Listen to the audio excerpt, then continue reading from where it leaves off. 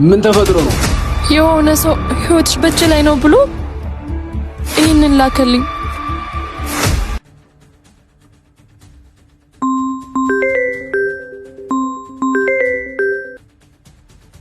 ሄሎ፣ ህይወትሽ በእጅ ላይ ነው።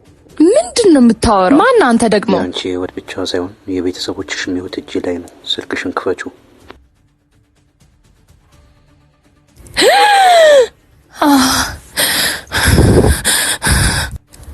ሰላም፣ ኧረ ቶሎ በይ በእናትሽ፣ እየጠበኩሽ እኮ ነው። እኔ መጠበቅ እንደማልወድ እያወቅሽ። ሰን ፈርቻለሁ።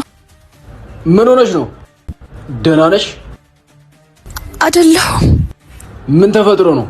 የሆነ ሰው ህይወትሽ በእጅ ላይ ነው ብሎ ይሄንን ላከልኝ።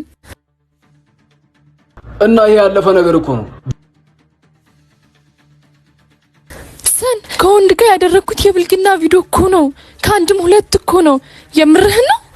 ቪዲዮ ተቀርጾ ከሁለት ሰዎች ውጪ ያሉ ሰዎች ስላዩት ነው እንጂ ብልግና የሆነው ማንም በየቤቱ የሚያደርገው ነገር ነው። ሰን አልገባህም መሰለኝ። ቃኔን እኮ እንደ ትናንት ስህተታችን ቢሆንማ ማንም ሰው ቁሞ አይሄድም ነበር። ምድርም ሰው አልባ ትሆን ነበር። እሱ ትናንት የሆነ ነገር ነው እና ከትናንት ጋር አብሮ ተቃጥሏል። አሁን ደግሞ የኔ ፍቅረኛ ነሽ ነይ